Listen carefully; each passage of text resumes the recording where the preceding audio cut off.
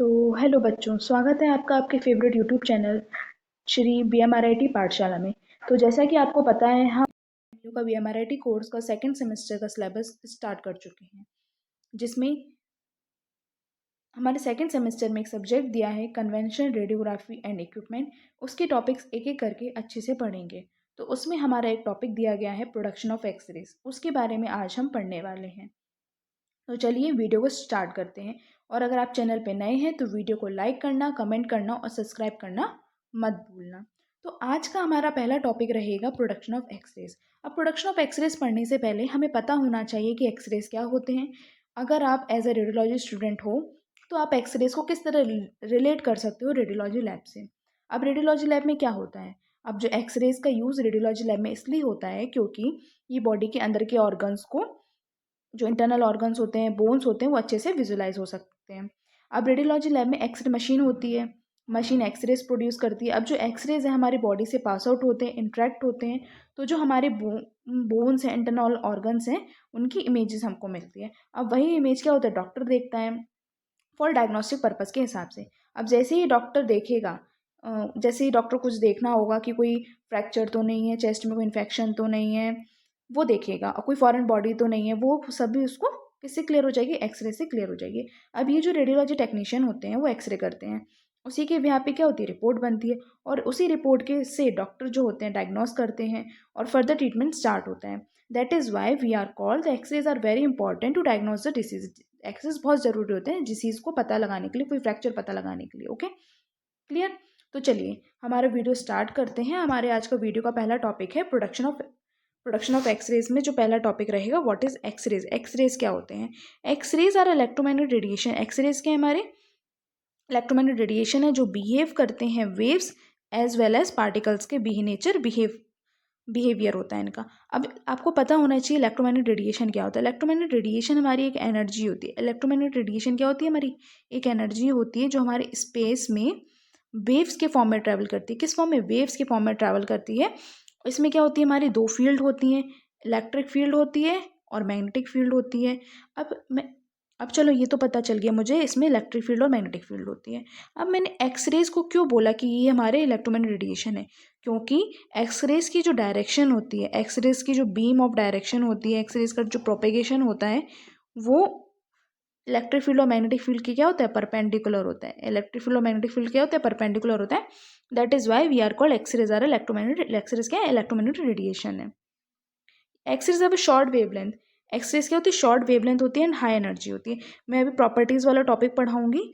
अभी आगे एक टॉपिक आएगा प्रॉपर्टीज़ ऑफ एक्सरेज, उसमें मैं आपको क्लियर करूंगी कि एक्सरेज की शॉर्ट वेवलेंथ क्यों होती है, हाई एनर्जी किस तरह होती है।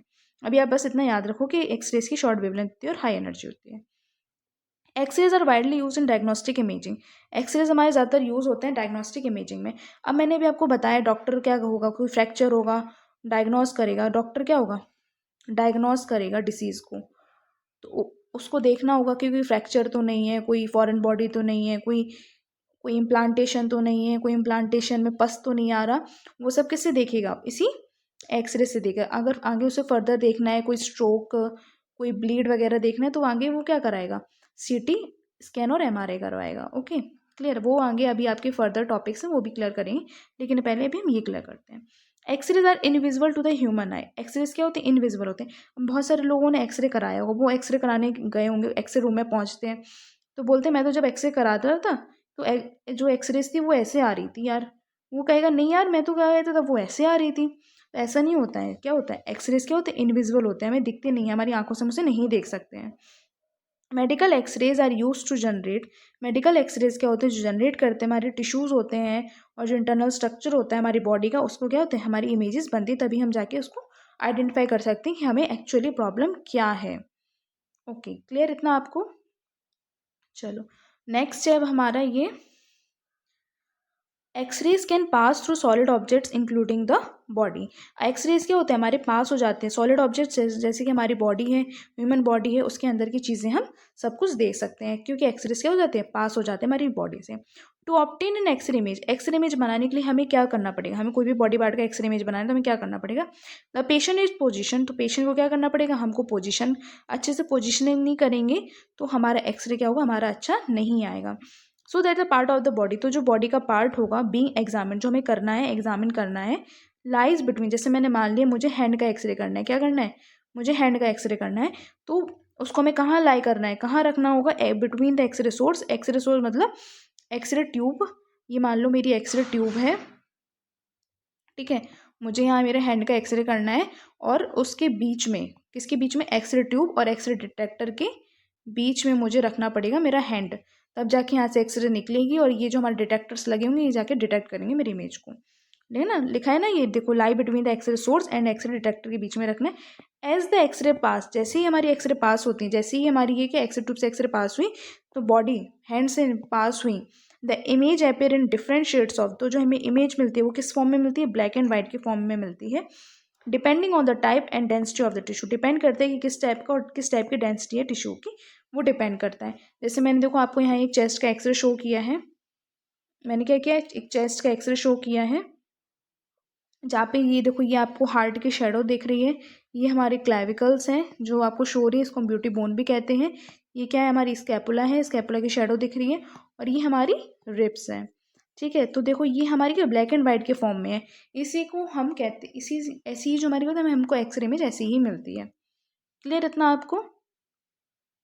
चलो अब नेक्स्ट है हमारा प्रोजिशनल रेडियोग्राफी, मतलब अब मैंने आपको भी समझाया ना कि किस तरह में किसी भी एक्सरे ट्यूब से किस तरह एक्सरे निकलती है, इमेज बनती है, किस तरह में करना है, वो इससे एक बार और अच्छे डायग्राम से वो अच्छे से और क्लियर कर लो। ये हमारे क्या एक्सरे ट्यूब है, आप इसको एक्सरे जनरेटर कहो, एक्सरे ट्यूब कहो या एक्सरे मशीन कहो, एक ही बात है, ओके। तो ये हमारे एक्सरे ट्यूब से क्या निकली, एक्सरेज निकली, ये जो येलो येलो वाला पार्ट है ये हमारी क्या एक्सरेज है। अब मैंने कहा ऑब्जेक्ट, ऑब्जेक्ट मतलब मैंने बोला हैंड का एक्सरे मुझे करना है, तो मैंने वो रखा, मेरा देखो ये हैंड का एक्सरे हो रहा है, मैंने रखा मेरा ऑब्जेक्ट, मैंने उसके ऊपर ही रखा, देखो पोजीशनिंग करिए, एक्सरे ट्यूब और ऑब्जेक्ट, और उसके बाद मैंने क्या लगाई, कैसेट लगाई है उसके नीचे, कैसेट डिटेक्टर है तो मतलब डीआर है, और सीआर में क्या होता है, कैसेट्स यूज़ होते हैं, ठीक है। तो मेरा डिटेक्टर है तो इसने इमेज को क्या डिटेक्ट कर लिया। अब जब हम कंप्यूटर पे आके देखते हैं, जब हम अपने डीआर और सीआर के कंप्यूटर पे आके देखते हैं, तो जो हमको वो इमेज होती है वो इस फॉर्मेट में मिलती है। अब जो इस फॉर्मेट में मिली तो देखो यहाँ पे आपको विजुलाइज हो रहा है, यहाँ पे फ्रैक्चर है। अब जो आगे इसकी फर्दर जो सर्जरी होगी वो किसके बिहाफ पे होगी, इसी एक्सरे के बिहाफ पे होगी, कि मुझे किस तरह से स्क्रू लगाने, किस तरह से मुझे लिगामेंट्स को जोड़ना है, किस तरह से मुझे बोन को जोड़ना है, वो सब क्या होगा, इसी एक्सरे के बिहाफ पे होता है। क्लियर इतना आपको? चलो अब नेक्स्ट है हमारा डिस्कवरी ऑफ एक्सरेज। एक्सरेज की डिस्कवरी किसने की थी? X-rays are discovered by Wilhelm Conrad Roentgen. X-rays की डिस्कवरी करी थी विलहेलम कोनार्ड रॉन्टजन ने इन 8 नवंबर 1895 को उन्होंने डिस्कवरी की थी। अब 8 नवंबर को आपको याद रखना है कि हमारा क्या मनाया जाता है, वर्ल्ड रेडियोलॉजी डे भी सेलिब्रेट करते हैं, ओके। ये आप अगर आप एज ए रेडियोलॉजी स्टूडेंट हो तो आपको ये पता होना चाहिए कि वर्ल्ड रेडियोलॉजी डे कब मनाया जाता है, 8 नवंबर को हम वर्ल्ड रेडियोलॉजी मनाते हैं। He was a German physicist, ये हमारे कौन है, विल्हेल्म कोनार्ड रॉन्टजन है, जिनकी मैंने पिक्चर आपको शो करी है, जिन्होंने ऐसे ऐसी डिस्कवरी की थी, ये जर्मन फिजिस्ट थे। Sir William Konrad Röntgen was born in, इनकी जो वो ये बॉर्न हुए थे 27 मार्च को 1845 में हुए थे, और इनकी जो डेथ थी वो एट द एज ऑफ 77 की एज में कैंसर से हो गई थी। ऑन 10 फरवरी 1923 को इनकी डेथ हो गई थी कैंसर की डिसीज की वजह से। इन 1901 में ही वॉज अवॉर्डेड, उनको एक अवार्ड दिया गया था, किसका, नोबेल प्राइज से पुरस्कारित किया गया था, क्योंकि इन्होंने एक्सरे जो डिस्कवरी की थी इसके लिए इनको नोबेल प्राइज इनको दिया गया था। क्लियर इतना आपको? चलो अब नेक्स्ट है हमारा Wilhelm Conrad Roentgen discovered X rays accidentally. जो विल्हेल्म कोनार्ड रॉन्टजन है एक्सरेज को डिस्कवर किया था एक्सीडेंटली इन लैबोरेटरी, मतलब उनका कोई मोटिव नहीं था एक्सरेज को डिस्कवर करने का, उनका कोई मोटिव नहीं था एक्सरेज को डिस्कवर करने का। बट देखो एक्चुअली वो कर क्या रहे थे, उनका एक टेस्ट था, किसके ऊपर था टेस्ट था, कैथोड रेज के ऊपर था, कि जो कैथोड रेज हैं वो हमारे ग्लास से, ये क्या ग्लास था उससे पास आउट होती हैं या नहीं, ये इनका एक्सपेरिमेंट था। तो जब ये एक्सपेरिमेंट कर रहे थे, जब ये काम कर रहे थे, देखो भी लिखा है ना यहाँ पे, वेयर ही वॉज टेस्टिंग, जब वो टेस्ट कर रहे थे कैथोड रेज के ऊपर, could pass through a glass, की ग्लास से पास होती है नहीं होती, जब तब जो कर रहे थे ना, when he noticed a glow, उन्होंने एक चमक देखी coming from a near by chemically coated screen. जो कहाँ से चमक आ रही थी, केमिकली कोटेड स्क्रीन थी, बेरियम प्लेटिनोसाइनाइड की जो स्क्रीन थी वहाँ से क्या आ रहा था, एक ग्लो आ रहा था। तो उन्होंने वो चीज़ नोटिस की। अब ये याद रखना कि ये एमसीक्यू के पर्पज़ से भी बहुत बार पूछा जाता है कि कौन सी ऐसी स्क्रीन से थी जिससे हमारा ग्लो प्रोड्यूस हो रहा था। तो आपको याद रखना है बेरियम प्लेटिनम साइनाइड की स्क्रीन थी जहाँ से क्या हो रहा था, ग्लो प्रोड्यूस हो रहा था, जो क्या था, केमिकली कोटेड स्क्रीन थी। He noticed that the tube give some floor invisible rays. उन्होंने नोटिस किया कि कुछ तो आ रहा है यार, कुछ तो ऐसी इनविजिबल रेज आ रही है जो मुझे दिखाई नहीं दे रही है, जिसकी वजह से क्या हो रहा है, फ्लोरोसेंस इफेक्ट हो रहा है। फ्लोरोसेंस इफेक्ट किसकी वजह से होता है, on the screen which is kept, जो कि पास में जो रखा हुआ था हमारा स्क्रीन, वो क्या दे रही थी, फ्लोरोसेंस इफेक्ट दे रही थी। फ्लोरोसेंस इफेक्ट आपको पता होना चाहिए। फ्लोरोसेंस इफेक्ट क्या होता है कि हमने कोई रेडिएशन है, हमने किसी मटेरियल को दी, क्या करी, हमने रेडिएशन मटेरियल को दी। अब वो मटेरियल कितना एक्सरे एब्जॉर्ब करता है, वो मटेरियल कितना एक्सरे उसने एब्जॉर्ब किया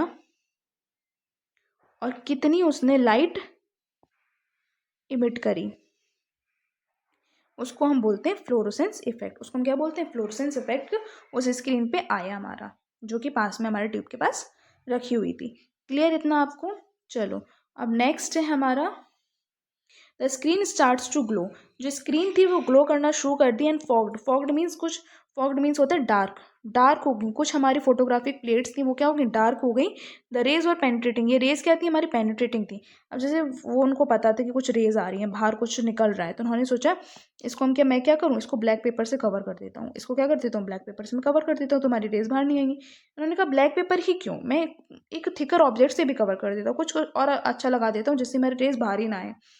तो रेज क्या थी, पेनिट्रेटिंग थी, तो वो रेज क्या हो गई हमारी, इनको भी पास आउट करके बाहर आ गई, इसको भी पास आउट करके क्या आ गई, बाहर आ गई। तो उनको पता चला ये रेज कैसी है, पेनिट्रेटिंग है, जो कि इसको भी पास आउट, ब्लैक पेपर और थिकर ऑब्जेक्ट्स को भी पास कर सकती हैं।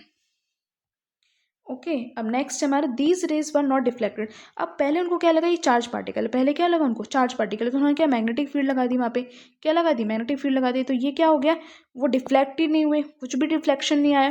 तो उन्होंने कंक्लूजन दिया कि कोई चार्ज पार्टिकल्स नहीं है। As their nature was not known he called them X-rays.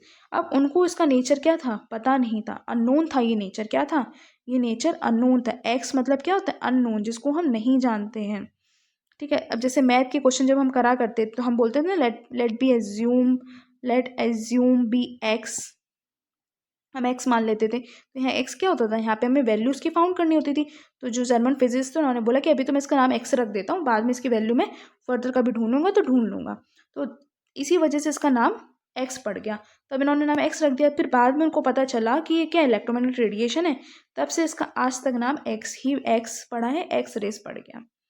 The first x ray film रॉयंटिनोग्राम 22 दिसंबर, जो फर्स्ट एक्सरे फिल्म थी जिसको हम रॉयंटिनोग्राम भी बोलते हैं, वो 22 दिसंबर 1895 की ली गई थी। Was taken of his wife, उनकी वाइफ का नाम था एना बार्था। ये भी बहुत बार क्वेश्चन पूछा जाता है कि उनकी वाइफ का नेम क्या था। और फर्स्ट जो हमारा एक्सरे था वो किस चीज़ का हुआ था, फर्स्ट एक्सरे जो हुआ था वो हमारा किसका हुआ था, लेफ्ट हैंड का हुआ था, जो कि थी एना बार्था। एना बार्था उनकी वाइफ थी, उनका पहला एक्सरे हुआ था। तो ये बहुत बार पूछा जाता है एमसीक्यू पर्पज़ के हिसाब से, तो आपको याद रखना है। क्लियर इतना। चलो अब नेक्स्ट है हमारा properties of X rays. Properties of X rays पढ़ने से पहले थोड़ा सा ये जान लो कि X rays are electromagnetic radiation. X rays क्या होता है, इलेक्ट्रोमैग्नेटिक रेडिएशन होती है। मैंने आपको पहले क्लियर कर दिया इलेक्ट्रोमैग्नेटिक रेडिएशन क्या होता है, और एक्सरेज को मैं किससे रिलेट करूँ, इलेक्ट्रोमैग्नेटिक रेडिएशन से, जो शो करते हैं waves as well as particles behaviour को शो करते हैं। They have a short wavelength, इसकी क्या होती है, वेवलेंथ शॉर्ट होती है। क्या होती है, वेवलेंथ शॉर्ट होती है। कितनी होती है, 0.01 to 100 एंगस्ट्रॉम होती है। अब आपको पता है वेवलेंथ क्या होता है, ये क्या होता है, डिस्टेंस होता है, दो सेम पॉइंट्स के बीच का डिस्टेंस। जैसे ये हमारी क्या है, ये हमारी वो है वेवलेंथ है। अब यहाँ से यहाँ तक का जो डिस्टेंस होगा, सेम पॉइंट्स के बीच का जो डिस्टेंस होगा, उसको हम क्या बोलेंगे, लैम्डा, वेवलेंथ बोलते हैं। क्लियर। कितनी, अब ये एमसीक्यू पर्पज से भी नंबर याद रखने, कितनी होती है, 0.01 to 100 एंगस्ट्रॉम होती है। हाई एनर्जी, इसकी क्या होती है, हाई एनर्जी होती है। कितनी होती है, 25 किलो इलेक्ट्रॉन वोल्ट टू 125। अगर आपने याद रख लिया वेवलेंथ शॉर्ट होती है तो आपको सब कुछ याद हो जाएगा। बस इसको रिलेट कर लो किससे, आपने एक फॉर्मूला पढ़ा होगा, E is equal to h c upon lambda. क्या पढ़ा होगा, E is equal to h c upon lambda. E यहाँ पे क्या है, हमारी एनर्जी होती है। ई क्या होती है, हमारी एनर्जी होती है। एच क्या है हमारा, यहाँ पे प्लांक्स कांस्टेंट है। और सी क्या है, हमारी स्पीड ऑफ लाइट है। और लैम्डा क्या है, हमारा वेवलेंथ है। अगर मैं इसको देखूं तो यहाँ पे जो एनर्जी है और लैम्डा है वो कैसे इन्वर्सली प्रोपोर्शनल है, मतलब जितना लैम्डा जितना वेवलेंथ हमारा छोटा होगा उतनी एनर्जी हमारी ज़्यादा होगी।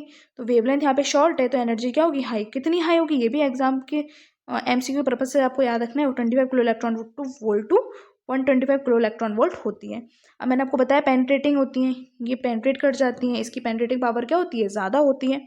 हाई फ्रीक्वेंसी होती है, इसकी क्या होती है, हाई फ्रीक्वेंसी होती है। कितनी होती है, 30 peta hertz to 30 hexa hertz. अब फ्रीक्वेंसी के लिए भी एक फॉर्मूला है, V is equal to lambda mu. यहाँ पे आप C भी डिनोट कर सकते हो, C is equal to lambda mu. यहाँ पे क्या होता है, C क्या होता है, स्पीड ऑफ लाइट होती है, और जहाँ पे लैम्डा होता है हमारा क्या होता है, वेवलेंथ होती है, और म्यू क्या होता है, हमारी फ्रीक्वेंसी होती है। ठीक है, म्यू क्या होता है, हमारी फ्रीक्वेंसी होती है। अब मैं अगर आपको रिलेट करूँ तो लैम्डा इज इक्वल टू, अगर मैं लैम्डा और फ्रीक्वेंसी को रिलेट करूँ तो यहाँ पे क्या हो जाएगा, अब जितना लैम्डा हमारा ज़्यादा होगा उतनी हमारी फ्रीक्वेंसी कम होगी, एंड वाइस वर्सा होगा, जितना लैम्डा शॉर्ट होगा, जितनी वेवलेंथ शॉर्ट होगी उतनी हमारी क्या होगी, फ्रीक्वेंसी भी ज़्यादा होगी। क्लियर। अब 30 पेटा हर्ट्स को तो मैं कैसे लिख सकती हूँ, 30 पेटा हर्ट्स को 30 इंटू पेटा हर्ट्स मतलब 10 टू पावर 15 हर्ट्स। ठीक है, अगर मैं इसको उसमें कंक्लूशन करूँ तो 3 इंटू 10 इज टू पावर 16 आएगा इसका। ठीक है, और ऐसे ही हेक्साहर्ट्ज का है 30 into 10 is to power 18 hertz, और अगर उसमें करूँ राउंड ऑफ करूँ तो 3 into 10 is to power 19 hertz आएगा इसका। क्लियर इतना। ये अभी तो आप ऐसे याद रख लो, अगर आगे फर्दर कोई न्यूमेरिकल्स वगैरह आते हैं तो उसमें आप ये वैल्यूज़ याद रखना कि कितनी होती है। क्लियर इतना आपको। चलो नेक्स्ट है हमारा बीइंग इलेक्ट्रोमैग्नेटिक वेव्स हैं तो एक्सरेज क्या है हमारे, इलेक्ट्रिकली न्यूट्रल। मैंने आपको बताया चार्जलेस है तो क्या है, इलेक्ट्रिकली न्यूट्रल है। दे travel straight line with the speed of light, ये ट्रैवल करें स्ट्रेट लाइन में किसकी स्पीड से, 3 इंटू 10⁻8 मीटर पर सेकेंड की स्पीड से ट्रैवल कर, 3 इंटू 10⁻8 मीटर पर सेकेंड की स्पीड से क्या कर रहे हैं, ट्रैवल कर रहे हैं। किस में ट्रैवल कर, वैक्यूम। वैक्यूम क्या होता है, वो जगह जहाँ पे कोई भी एयर प्रेजेंट नहीं होती है, नो एयर, तो वहाँ पे उसको हम बोलते हैं वैक्यूम में। They can penetrate through substance that are opaque to visible light, ये हमारी उस चीज़ को भी पेनिट्रेट कर जाती हैं जो हमारी विजुअल लाइट, नॉर्मल आई से भी क्या होता है, ओपेक होता है, जिसको हम नहीं देख पाते हैं, तो उस चीज़ को भी क्या करते हैं, पेनिट्रेट कर जाते हैं। मैंने अभी आपको बताया ये हमारे ब्लैक पेपर और थिकर ऑब्जेक्ट्स को भी पेनिट्रेट कर गए।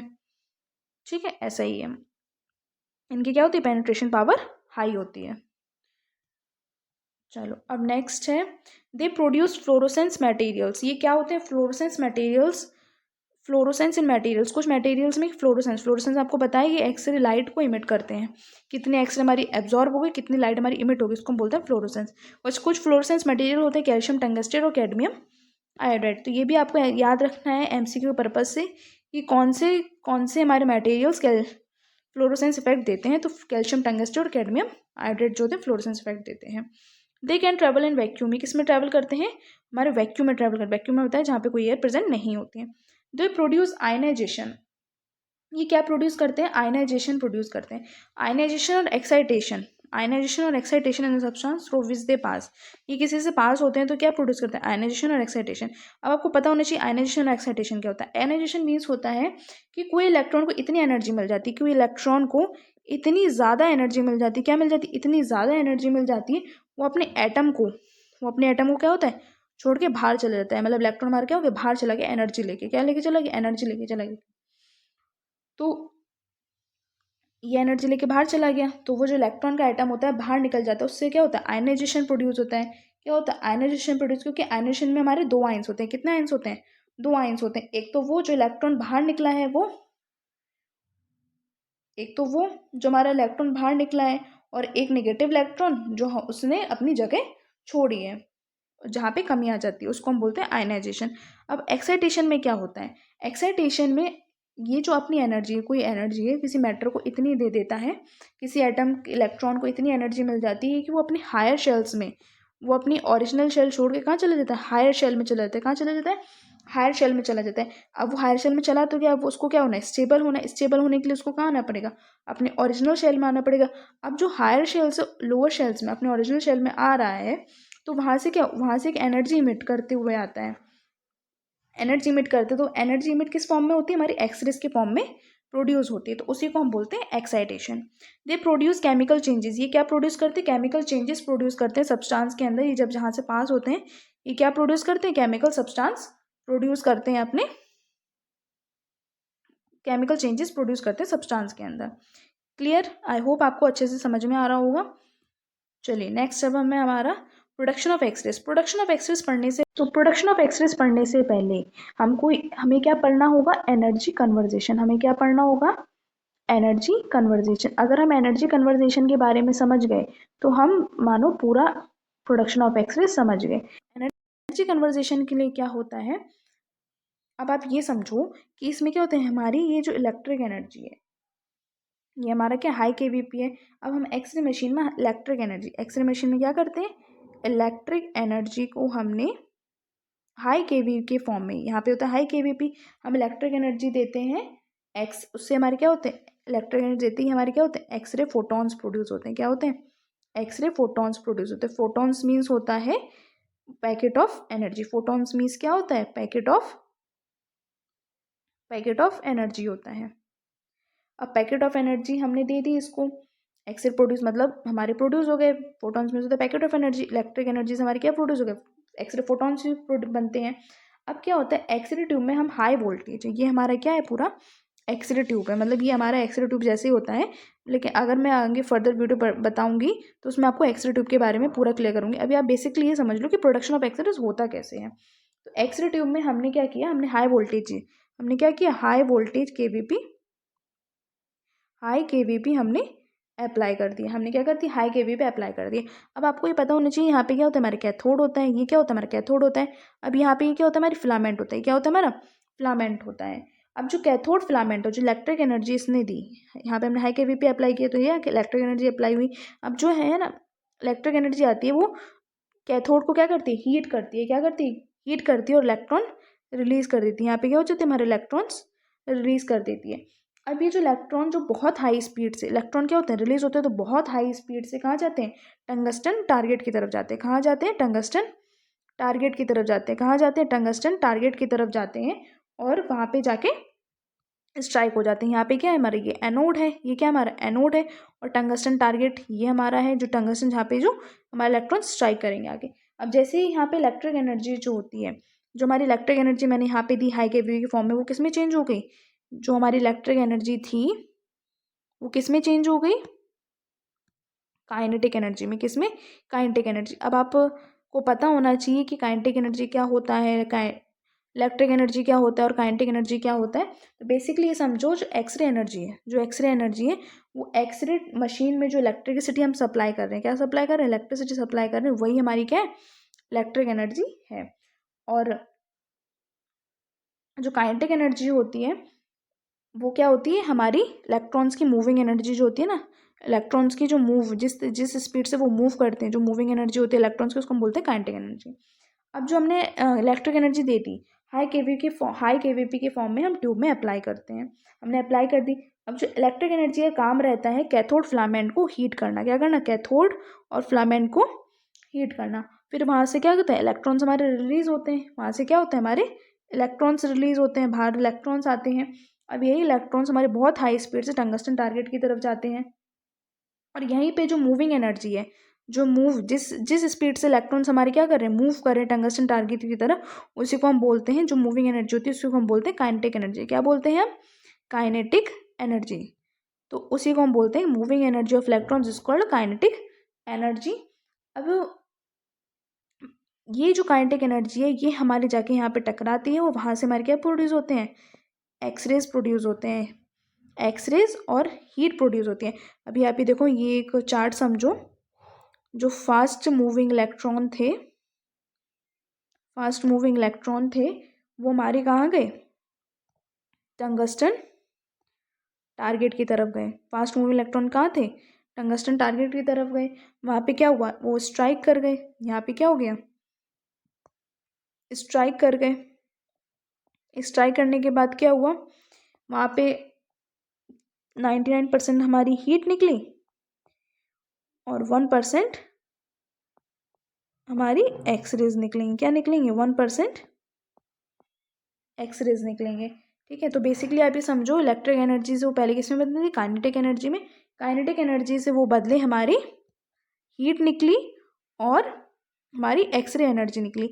आपको अगर पता होगा कि एक लॉ होता है हमारा, energy can neither be created nor be destroyed, it can be transform from one energy to another. हम क्या इलेक्ट्रिक एनर्जी को कन्वर्ट कर रहे हैं काइनेटिक एनर्जी में, काइनेटिक एनर्जी हमारी कन्वर्ट हो रही है हीट और एक्सरे एनर्जी में। सिंपल। ठीक है। अगर आप एनर्जी कन्वर्जेशन समझ गए तो आपको पूरा प्रोडक्शन ऑफ एक्सरे अच्छे से समझ में आ जाएगा। अभी मैं आपको एक्सरे ट्यूब में जब मैं आपको पढ़ाऊंगी तब उसमें भी और अच्छे से आपको बेसिकली क्लियर करूंगी कैथोड क्या होता है, कैथोड टंगस्टन, कैथोड फिलामेंट किससे बने होते हैं, copper tungsten target, glass envelope क्यों होता है, कितना हाई केवीपी दे रहे हैं, सब मैं आपको अच्छे से उसमें क्लियर करूँ। बेसिकली आपको इतना समझ में आना चाहिए कि एक्सरे का प्रोडक्शन होता कैसे है। आई होप आपको अच्छे से क्लियर हो रहा होगा। तो चलिए नेक्स्ट स्टेप हमारा, अब हम इसको पढ़ लेते हैं प्रोडक्शन ऑफ एक्सरे होता क्या है। Production of X ray are produced by energy conversion. देखो मैंने बोला ना एनर्जी कन्वर्जेशन मैंने आपको अच्छे से क्लियर कर ही दिया। When a fast moving electron strike on a target, जैसे ही फास्ट मूविंग इलेक्ट्रॉन स्ट्राइक करता है टारगेट पे, टारगेट के हाई एटमिक नंबर पे, द एक्सरे तो क्या होती है, एक्सरे प्रोड्यूस होती है। जैसे ही most of the energy of the electron are converted in 99% heat, जैसे ही जो एनर्जी ऑफ इलेक्ट्रॉन होता है कन्वर्ट होता है 99% हीट और 1% एक्सरेज में क्या होता है 19% हीट और 1% एक्सरेज हमारे निकलते हैं। मैंने आपको एज यूजुअल बताया था कि 99% हीट और 1% हमारी क्या निकल रही है, एक्सरेज निकल रही हैं। ओके, आपको ये याद रखना है। ठीक है, 1% क्या निकल रही है हमारी, एक्सरेज निकल रही हैं। एक्सरेज आर प्रोड्यूस्ड, एक्सरेज हमारी कब प्रोड्यूस होती हैं, जब फास्ट मूविंग इलेक्ट्रॉन, जो फास्ट मूविंग इलेक्ट्रॉन है स्टॉप हो जाता है किस पे, टारगेट मटेरियल पे आके स्टॉप हो जाता है, उससे हमारी क्या होती है, एक्सरेज प्रोड्यूस होती हैं। क्लियर इतना आपको। चलो अब नेक्स्ट है हमारा, एक्सरेज आर प्रोड्यूस, जैसे फास्ट मूविंग इलेक्ट्रॉन स्टॉप होती है उससे हमारी क्या निकलती है, टारगेट मटेरियल स्टॉप होती है उससे हमारी क्या होती है, एक्सरेज प्रोड्यूस हो जाती है। द मूविंग इलेक्ट्रॉन पजेसेस, जो मूविंग इलेक्ट्रॉन होती है उसके पास कितनी काइनेटिक एनर्जी होती है, ये भी एग्जाम पर्पस के हिसाब से बहुत इंपॉर्टेंट क्वेश्चन है, वेरी इंपॉर्टेंट क्वेश्चन है ये एमसीक्यू के हिसाब से, कि जो हमारी होती है काइनेटिक एनर्जी, इलेक्ट्रॉन की काइनेटिक एनर्जी कितनी होती है, हाफ, कितनी होती है, हाफ mv स्क्वायर से वो चलती हैं। और यहाँ पे m stand for mass and v stand for velocity, ये आपको याद रखना है, एमसीक्यू के पर्पज से बहुत बहुत ज़्यादा इंपॉर्टेंट है ये। ओके, चलो नेक्स्ट स्टेप हमारा ये, when the electron suddenly stop, जैसे ही इलेक्ट्रॉन हमारा अचानक से स्टॉप हो जाता है टारगेट पे आके, तो जो उसकी काइनेटिक एनर्जी है वो कन्वर्ट हो जाती है हीट और एक्सरे। मैंने आपको बताया इलेक्ट्रिक एनर्जी से बदला वो काइनेटिक एनर्जी में, काइनेटिक एनर्जी से वो बदला हीट और एक्सरेज में, किसमें, हीट एनर्जी और एक्सरे में बदला। ठीक है, the conversion is taking place in target material, conversion कहाँ होता है, हमारे टारगेट टंगस्टन टारगेट में, मैंने बताया था टारगेट मटेरियल पे आके इसका कन्वर्जन होता है। The date food interaction of electron, जो इंट्रैक्शन होता है इलेक्ट्रॉन का टारगेट के साथ में, target of high atomic number के साथ में, उसकी वजह से क्या होता है, प्रोडक्शन ऑफ एक्सरेज होते हैं। आई होप आपको बहुत अच्छे से क्लियर हो रहा होगा। चलो नेक्स्ट है हमारा electron interaction with the target की, इलेक्ट्रॉन का किस तरह इंट्रैक्शन होता है टारगेट के साथ में। Electron interact with 4 ways, electron के इंट्रैक्शन 4 वेज होता है। आयनाइजेशन ऑफ टारगेट एटम पे आयनाइजेशन होगा, प्रोडक्शन होगा हमारे कैरेक्टरिस्टिक एक्सरेज का, मैं भी आपको बताऊं कैरेक्टरिस्टिक एक्सरेज क्या होते हैं, इंट्रैक्शन होगा न्यूक्लियर फील्ड से और इंट्रैक्शन होगा न्यूक्लियस से। ये आपको अभी मैं अच्छे से आगे इन चारों को मैं आपको आगे से अच्छे से क्लियर करती हूँ। चलो ये, लेकिन आप ये याद रखना कि इलेक्ट्रॉन का इंट्रैक्शन हमें 4 तरीके से होता है, ionization of target atom, production of characteristic X rays, interaction with nuclear field और इंट्रैक्शन विद न्यूक्लियस। ये 4 तरीके से हमारे क्या होता है, इंट्रैक्शन होता है। देखो जैसे ही अभी हमने प्रोडक्शन ऑफ एक्सरेज अच्छे से क्लियर किया, पहले हमने उसका डायग्राम समझा, फिर मैंने आपको उसको रीड कराया, तैसे ही हम ये करेंगे, पहले हम इसका डायग्राम समझेंगे, फिर मैं आपको उसको अच्छे से रीड भी कर पाऊंगी। तो ये हमारे क्या है, टारगेट सरफेस, ये हमारे क्या है, टारगेट सरफेस है। अब यहाँ पे क्या होता है, हमारे इंसिडेंट इलेक्ट्रॉन आ रहा है, क्या आ रहा है, इंसिडेंट इलेक्ट्रॉन आ रहा है, हमारे क्या है, न्यूक्लियस है, ये हमारे क्या है, शेल्स हैं। ठीक है, ये हमारी क्या शेल्स हैं। यहाँ पे जो आउटर मोस्ट इलेक्ट्रॉन था, यहाँ पे क्या था, आउटर मोस्ट जो इलेक्ट्रॉन था, ये इंसिडेंट इलेक्ट्रॉन इतनी एनर्जी से आया, ये इतनी ज़्यादा एनर्जी से आया कि जो बाहर के इलेक्ट्रॉन थे ना उसको अपनी एनर्जी दे दी, और उसने एनर्जी जो जो हमारे इलेक्ट्रॉन्स थे, जो उसने एनर्जी उससे ले ली और वो क्या हो गया, इजेक्ट आउट हो गया, बाहर हो गया, क्या हो गया, बाहर हो गया। अब वो बाहर निकला है तो कुछ वहाँ पे क्या होती है, एनर्जी अपनी लूज़ करके जाता है, क्या होता है, एनर्जी लूज़ कर जाता है, तो वहाँ पे सिर्फ और सिर्फ क्या निकलती है, हमारी हीट निकलती, क्या निकलती, हीट निकलती। इस प्रोसेस से हमारा कोई नो प्रोडक्शन ऑफ एक्सरेज, कोई भी एक्सरेज हमारी produce, no production of X rays होता है, कोई भी एक्सरेज हमारी प्रोड्यूस नहीं होती है। ठीक है, तो हीट निकलने का सबसे मेन रीज़न ये रहता है हमारा हीट निकलने का सबसे मेन रीज़न यही रहता है कि जो होता है आयनाइजेशन होता है, टारगेट एटम का और आयनाइजेशन हो रहा है। क्लियर इतना आपको? चलो नेक्स्ट है हमारा ये जो इंसिडेंट इलेक्ट्रॉन हमारा आया वो इनर शेल के इलेक्ट्रॉन मतलब के शेल के इलेक्ट्रॉन्स को उसने क्या कर दिया, के शेल के इलेक्ट्रॉन्स को एनर्जी दे दी, तो जो के शेल का इलेक्ट्रॉन था वो इजेक्ट आउट हो गया, बाहर चला गया। अब क्या होगा, अब एल शेल के और एम शेल के इलेक्ट्रॉन्स को क्या हो गया, उनको स्टेबल करना है अपने फील्ड को, तो वो क्या करेगा, स्टेबल करना है अपने शेल्स को, तो वो क्या करेगा, वो एल शेल के शेल के इलेक्ट्रॉन की वैकेंसी फिल के शेल सॉरी एल शेल जो के शेल के इलेक्ट्रॉन्स की जो वैकेंसी वहाँ पे क्रिएट हुई है उसको फिल करने की कोशिश करेगा, ऐसे ही एम शेल भी कोशिश करेगा। तो ये क्या एक दूसरे को स्टेबल करना चाहते हैं। तो अब ये जो हायर शेल्स है ये क्या होता है, हायर शेल से लोअर शेल्स में जा रहे हैं, तो वहाँ पे जो इनका पोटेंशियल डिफरेंस होगा, तो उतनी ही एनर्जी से हमारी क्या निकलेंगी, एक्सरेज निकलेंगी। और कौन सी एक्सरेज निकलेंगी, कैरेक्टरिस्टिक्स एक्सरेज निकलेंगी। कौन सी एक्सरेज निकलेंगी, कैरेक्टरिस्टिक्स एक्सरेज निकलेंगी। क्लियर इतना आपको? चलो अब नेक्स्ट हमारे इंसिडेंट इलेक्ट्रॉन आया।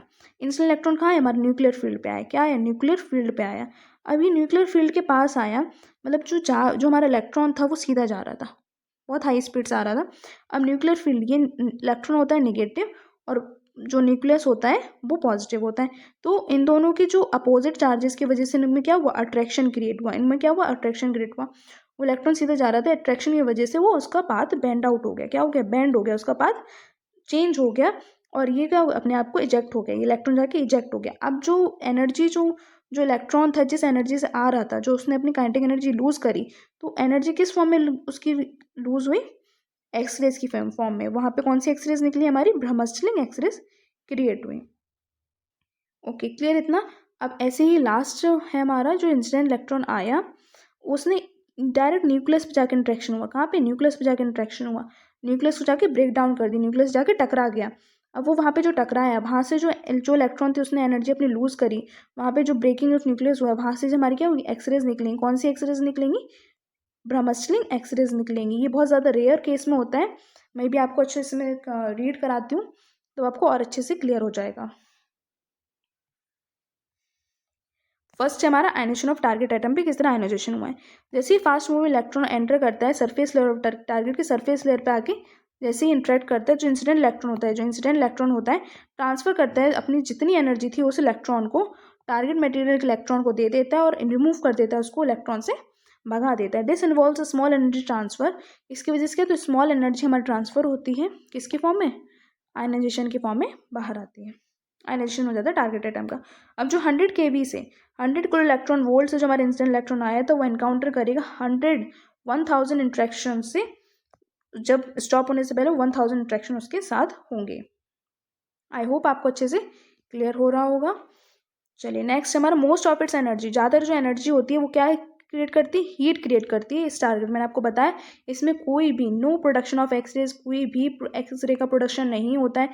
सिर्फ और सिर्फ जो यहाँ पे निकलती है सिर्फ और सिर्फ हीट निकलती है, याद रखना है आपको, भूलना नहीं है। The displaced electron known as a secondary electron, जो हमारा डिस्प्ले इलेक्ट्रॉन होता है वो कौन सा होता है, सेकेंडरी इलेक्ट्रॉन होता है।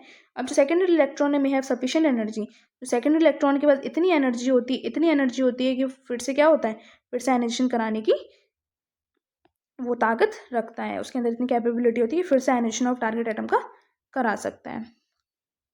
क्लियर इतना आपको।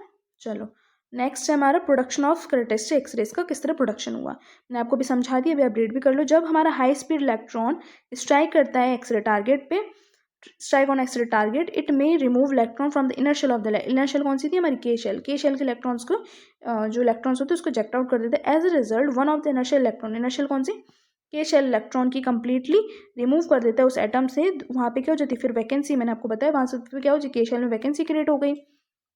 वहाँ पे वैकेंसी क्रिएट होने के कारण तो जो एल शेल और एम शेल होते हैं उनको स्टेबल करना चाहते हैं। जो इलेक्ट्रॉन होते हैं आउटर शेल के, एल शेल और एम शेल के, वो क्या करना चाहते हैं, उसकी वैकेंसी को फिल करना चाहते हैं और रिलीज करते हैं। फिल करते ही वहाँ पे क्या होती है, एक्सेस एनर्जी। क्या होती है, एक्सेस एनर्जी हमारे रिलीज होती है, याद रखना। एक्सेस एनर्जी रिलीज होती है किसकी फॉर्म में, एक्सरेज की फॉर्म में रिलीज होती है। दीज एक्सरेज, उसी एक्सरेज को हम क्या बोलते हैं, कैरेक्टरिस्टिक एक्सरेज बोलते हैं।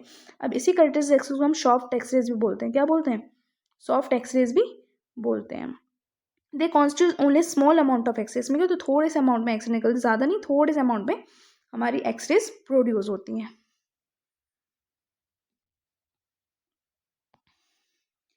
अब नेक्स्ट देखो, हमारा जो प्राइमरी इलेक्ट्रॉन आया, इसने के शेल के इलेक्ट्रॉन्स को क्या किया, इजेक्ट आउट कर दिया। इतने एनर्जी से आया, इसने के शेल के इलेक्ट्रॉन्स को क्या कर दिया, इजेक्ट आउट कर दिया। अब जो हमारे एल शेल के इलेक्ट्रॉन है, उसने एनर्जी दी, उसने मतलब अपना वैकेंसीज फिल करी के शेल के इलेक्ट्रॉन को, एम शेल में भी करी। तो इस तरीके से जो ये अपने आप को स्टेबल करना चाहते हैं। अब यहाँ पे जो हायर शेल से लोअर शेल्स में जा रहे हैं, तो वहाँ पे क्या होगी, हमारी एक्सरेज, हमारी एनर्जी निकलेगी। अब वो एनर्जी किसको फॉर्म में होगी, हमारी एक्सरेज के फॉर्म में। कौन सी एक्सरेज, कैरेक्टरिस्टिक एक्सरेज की फॉर्म में निकलेंगी।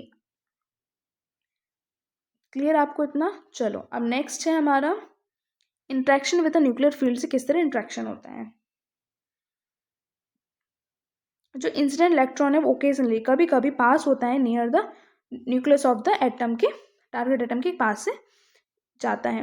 When since the electron is negatively charge, electron कैसे आपको पता होना चाहिए, इलेक्ट्रॉन किससे होता है, नेगेटिवली चार्ज पार्टिकल होता है, अट्रैक्ट करता है पॉजिटिव चार्ज न्यूक्लियस को।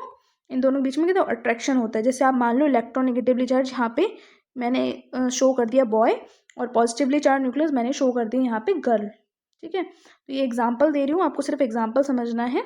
ड्यू टू अट्रैक्शन, अट्रैक्शन इन दोनों में, अट्रैक्शन की वजह से इन दोनों में क्या लगा, अट्रैक्शन लगा बिटवीन द नेगेटिव इलेक्ट्रॉन मतलब बॉय और पॉजिटिव न्यूक्लियस गर्ल के बीच में अट्रैक्शन हुआ।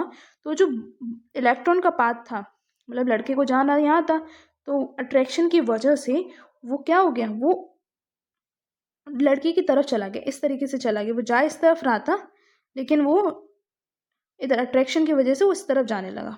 क्लियर। एज इलेक्ट्रॉन अप्रोच, जैसे ही इलेक्ट्रॉन न्यूक्लियस के पास जाता है, जैसे ही लड़का लड़के के पास जाता है, दोनों में क्या होता है, एक स्ट्रॉन्ग अट्रैक्टिव फोर्स लगता है। दोनों में क्या होता है, एक स्ट्रॉन्ग अट्रैक्टिव फोर्स लगता है। जो निगेटिव हमारा इलेक्ट्रॉन है और पॉजिटिव न्यूक्लियस है, जो इलेक्ट्रॉन था हमारा इस तरफ से जा रहा था, इसके इन दोनों के बीच में क्या हुआ, पॉजिटिव चार्ज से नेगेटिव चार्ज दोनों अपोजिट चार्जेस हैं, तो एक दूसरे को क्या करेंगे, अट्रैक्ट करेंगे। अब दोनों ने एक दूसरे से अट्रैक्ट किया, तो इलेक्ट्रॉन हमारे इस तरफ जा रहा है, तो वो इस तरफ ना जाके वो बेंड हो जाएगा। वो किस तरफ चला जाएगा, इस अट्रैक्शन की तरफ, इस अट्रैक्शन की तरफ चला जाएगा। फिर इसके बाद क्या होगा, this force cause the electron to change the direction. इस फोर्स की वजह से क्या होगा, चेंज हो जाएगा उसका डायरेक्शन एंड स्लो डाउन। और जो इलेक्ट्रॉन था ना, उसकी एनर्जी क्या हो जाएगी, स्लो हो जाएगी, और धीरे धीरे वो डीएक्सेलरेट होने लगेगा। अब जैसे ही इंसिडेंट इलेक्ट्रॉन डीएक्सेलरेट होगा, वो लूज करेगा अपनी काइनेटिक एनर्जी। उसने काइनेटिक एनर्जी लूज करी, तो उस लूज जो काइनेटिक एनर्जी होगी किस फॉर्म में होगी हमारी, एक्सरे फोटॉन्स। फोटॉन्स मैंने आपको बताया क्या होता है, पैकेट ऑफ एनर्जी। क्या होता है, पैकेट ऑफ एनर्जी। तो उसी को हम क्या बोलते हैं, ब्रह्मस्टलिंग रेडिएशन बोलते हैं। अब जो एनर्जी होती है हमारे एक्सरे फोटोन की, क्या होती है, एक्सरे फोटोन की जो हमारी एनर्जी होती है, वो डिपेंड करती है कितने डिग्री से हमारा इलेक्ट्रॉन डीएक्सेलरेट हुआ है न्यूक्लियर के अट्रैक्शन की वजह से। कितनी डिग्री वाला, मैं आपको देखो एक डायग्राम दिखाती हूँ, उससे आपको अच्छे से क्लियर हो जाएगा कितनी डिग्री से वो एक्सेलरेट हो रही है, तो कितनी एक्सरेज हमारी निकल रही है। ये वाला जो लास्ट पॉइंट है, मैं आपको आगे जाके अच्छे से अभी ये डायग्राम में क्लियर करती हूँ। देखो ये रहा, जो हमारा प्राइमरी इलेक्ट्रॉन 1 है, ये थोड़े देखो दूर से जा रहा है, ये न्यूक्लियर फील्ड थोड़ा सा दूर जा रहा है। तो यहाँ पे क्या हो रहा है, प्राइमरी इलेक्ट्रॉन हमारा बाहर हो गया, तो डिस्टेंस इंट्रैक्शन है, मतलब डिस्टेंस थोड़े दूर से इंट्रैक्शन हुआ है, हमारा क्या होगा, लो एनर्जी एक्सरेज निकलेंगी। अब सेकंड प्राइमरी इलेक्ट्रॉन है, थोड़ा पास से इंट्रैक्शन हुआ है, इसका क्या हुआ, थोड़ा पास से इंट्रैक्शन हुआ है, मीडियम इंट्रैक्शन है, तो मॉडरेट एक्सरे एनर्जी निकलेगी। थर्ड प्राइमरी इलेक्ट्रॉन हमारे क्या है, थोड़ा पास से इंट्रैक्शन हुआ है, क्लोज इंट्रैक्शन हुआ है इसका, तो क्या होगा, ज़्यादा से ज़्यादा एनर्जी प्रोड्यूस होंगी। तो लास्ट में क्या था, जितनी ज़्यादा से इंट्रैक्शन होगा, जितनी डिग्री से वो डीएक्सेलरेट होगा, उतनी ही ज़्यादा हमारी क्या निकलेंगी, एक्सरे एनर्जी प्रोड्यूस होगी। किस फॉर्म में प्रोड्यूस होगी, ब्रह्मस्टलिंग रेडिएशन की फॉर्म में प्रोड्यूस होगी। क्लियर इतना। चलो लास्ट है हमारा interaction with the nuclear field. Nuclear field से किस तरह इंट्रैक्शन होता है, मैंने इंसिडेंट इलेक्ट्रॉन, जैसे ही इंसिडेंट इलेक्ट्रॉन हमारा इंट्रैक्ट करता है डायरेक्टली किससे, न्यूक्लियस से। किससे डायरेक्टली, न्यूक्लियस से इंट्रैक्ट कर रहा है टारगेट एटम के, तो इलेक्ट्रॉन हिट द न्यूक्लियस, जो इलेक्ट्रॉन है वो हिट करेगा न्यूक्लियस को डायरेक्टली, बिल्कुल directly, and it can stop completely. एक सिंगल इंट्रैक्शन होता है, नेगेटिव आए डायरेक्टली इसने इंट्रैक्ट किया, तो यहीं पे आके स्टॉप हो जाता है। यहीं पे जो होती है हमारी एनर्जी रिलीज हो जाती है, किसकी फॉर्म में हो जाती है, ब्रह्मस्टलिंग रेडिएशन के फॉर्म में हमारी एनर्जी रिलीज हो जाती है। ओके, क्लियर इतना आपको। चलो अब नेक्स्ट है हमारा दिस टाइप ऑफ इंट्रैक्शन। इस टाइप का जो इंट्रैक्शन होता है वो बहुत ही रेयर, कभी कभी होता है, but capable of giving high energy excess, इसलिए इसकी वजह से सबसे ज़्यादा एनर्जी हमको प्रोड्यूस होती है। द प्रोसेस इज कॉल्ड, इस प्रोसेस को हम लोग क्या बोलते हैं, ब्रह्मस्टलिंग और ब्रेकिंग रेडिएशन बोलते हैं। इस प्रोसेस को हम क्या बोलते हैं, ब्रह्मस्टलिंग और ब्रेकिंग रेडिएशन, और ब्रेकिंग न्यूक्लियस भी कह सकते हैं, क्योंकि जो इसमें इलेक्ट्रॉन होता है वो ब्रेक करता है न्यूक्लियस को, क्या करता है, ब्रेक कर देता है, दैट इज़ वाई इसमें क्या होती है, ब्रह्मस्टलिंग और ब्रेकिंग न्यूक्लियस या ब्रेकिंग रेडिएशन भी कहते हैं। The energy of the emitted x ray photon, जो एनर्जी होती है इमिटेड एक्सरे फोटोन की, वो इक्वल होती है, क्या होती है, इक्वल होती है कि कितना एनर्जी लॉस होगा इलेक्ट्रॉन से। क्लियर इतना आपको? चलो अब नेक्स्ट है हमारा ये देखो, ये हमारा जो इंसिडेंट इलेक्ट्रॉन है ये यहाँ चला गया, जो इंसिडेंट इलेक्ट्रॉन यहाँ चला गया, और हमारी क्या होगी, एक्सरेज प्रोड्यूस होगी। किस फॉर्म में प्रोड्यूस हुई, ब्रह्मस्टलिंग रेडिएशन के फॉर्म में प्रोड्यूस हो गई। आई होप आपको बहुत अच्छे से क्लियर हो रहा होगा। चलो तो देखो आज जो हमारा टॉपिक था प्रोडक्शन ऑफ एक्सरेज, हमने देखा कि एक्सरेज क्या होते हैं, उसकी डिस्कवरी कैसे हुई, किसने इसको डिस्कवर किया, प्रॉपर्टीज ऑफ एक्सरेज पढ़ी, और प्रोडक्शन ऑफ एक्सरेज हमने अच्छे से क्लियर किया, और इलेक्ट्रॉन का इंट्रैक्शन भी हमने अच्छे से पढ़ा। तो अगर आपको कोई डाउट होता है तो आप कमेंट सेक्शन में पूछ सकते हैं, और अगर आपको इसके हैंड रिटन नोट्स चाहिए तो आप हमारे टेलीग्राम चैनल पे ज्वाइन हो सकते हैं, जहां आपको free hand written notes provide कराए जाएंगे, और कोई डाउट होता है तो आप क्लियर कर सकते हो। चलिए, थैंक यू।